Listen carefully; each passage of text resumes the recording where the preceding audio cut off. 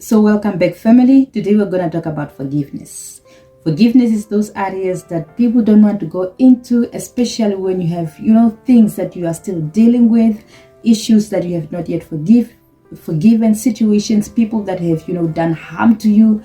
If you're one of these people that are still struggling with forgiveness, this video is for you.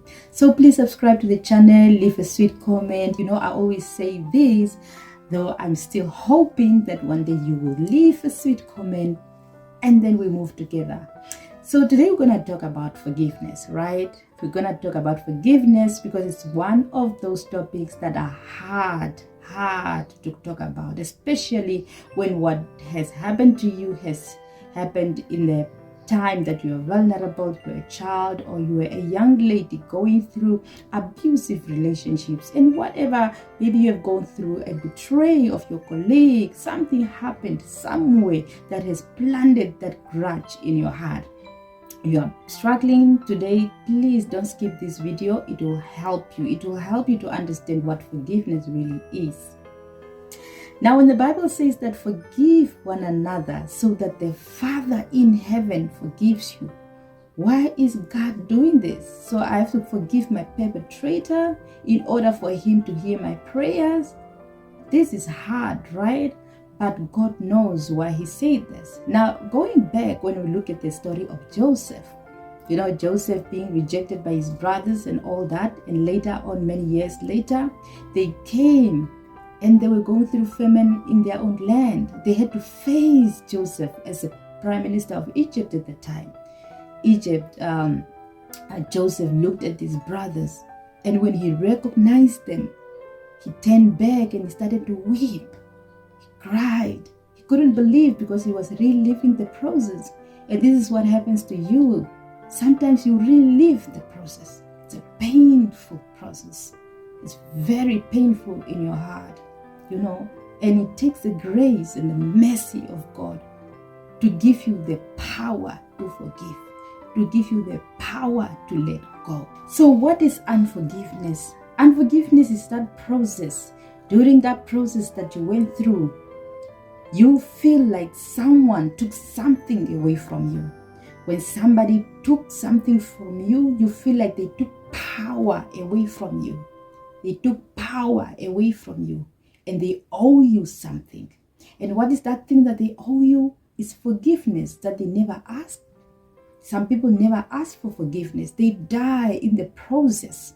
Some people never acknowledge that they even hurt you, and that pains a lot. What if someone has done something to you and they don't even acknowledge? They don't even care. They show indifference to what they have done to you. What will you do? This is the time that is very, very painful. So now unforgiveness is like carrying a stone in your heart. Carrying a stone, in your heart. When you went through this process, whatever it was, that happened to you, betrayal, lies, or murder or rape, or there's so many things, abuse of relationships, or abuse when you're a child, all these things that happen, you feel like this person is owing you something. They owe you your power because they took power away from you. But now many people that go through the process of unforgiveness, they don't know that there's something that they want from these people. They don't know what it is. They feel like there's something that belongs to me that you have, but you never gave it back to me. They cannot even describe what it is. And this thing I'm telling you today is power. They took power away from you. And this power is the thing that you are looking for in your heart. So now, living in the process where your perpetrators never ask for forgiveness, never said sorry, some of them even died, some of them never even acknowledged, or they were indifferent to your feelings, what will you do? What will you do in the process? This is the time now that when you don't forgive, you open a door to the devil. Your traumatic experiences become a doorway of the devil to come and abuse you even further. This is why forgiveness is very important. And it is not only important to the other person, it is important to you, because there will be times that you are sitting alone with a heavy heart. What will you do? So let's get into the process of forgiveness. Now, as we already said, that forgiveness is a feeling of somebody owing you something, owing you power. The Bible says, describe forgiveness as canceling of the debt. You have to cancel the debt. In other words, it means that when you feel like this person is owing you something, you feel like they have, taken money. Money is power, right? And that's why it's compared to canceling of the debt.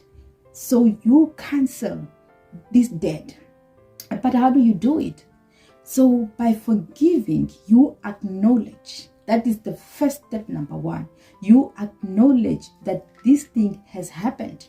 The harm, the betrayal, whatever has happened and cannot be reversed. This is painful.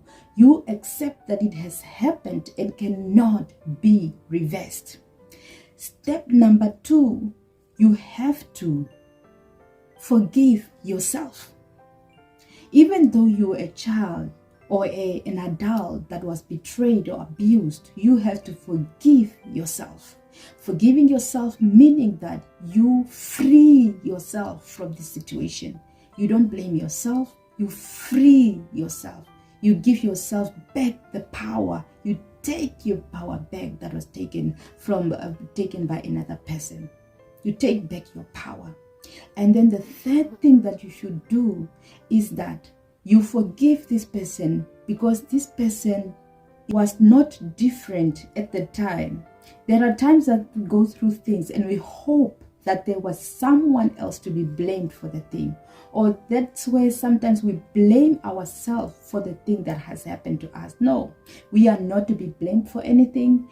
The person that has done that, whether it was out of ignorance or mental health problems or out of, I don't know how to describe this, but that person is who he is, and you accept them for who they are.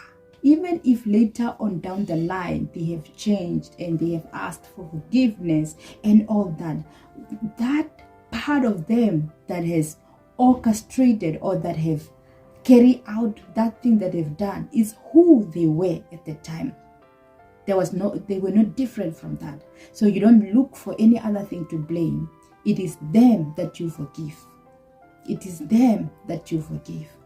So after you have forgiven this person, now, and so after you have, went through this process now, reliving the process, feeling the pain from the beginning, acknowledging that the situation was how it was at the time, canceling the debt, accepting that the situation will never be reversed. You look into the future. You lift up your eyes to the hills where your help is coming from. And you ask God to free your heart. To free your heart.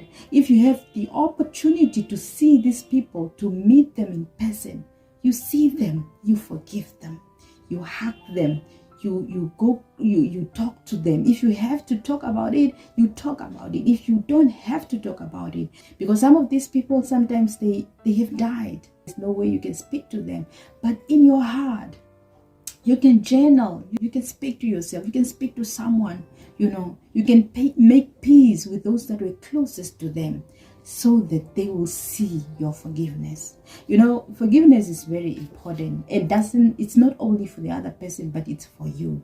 It's to close doors. It's to free you. It's to return back your power. It's to return back your freedom, so that the healing process of forgiveness can smoothly move forward. Because without going back into this thing, you sometimes you think that you have forgiven the person, but when you see them, you start to relive the pain again and move away from them. Sometimes you think that you have forgiven the person by moving, miles away from them, but it's only because distance have, separated you. But once you come back, or you speak to them, or you hear their voice, or you hear them talk about something somewhere, the pain returns. The pain returns, and that is the pain that God does not want us to carry. As God's children who have been chosen and set apart for His purpose, for His kingdom, He wants us to be free. He wants us to be free. The Bible says that whom the Son has set free is free indeed. Whom the Son has set free is free indeed. It is that bondage that the devil wants us to hold us. That's why forgiveness has become very tough and very difficult, because he takes advantage of unforgiveness. He takes advantage of unforgiveness. So I think this video was helpful to someone. If you like it, please like the video, share it with someone who needs to forgive someone or situation or something that has happened, and see you next time.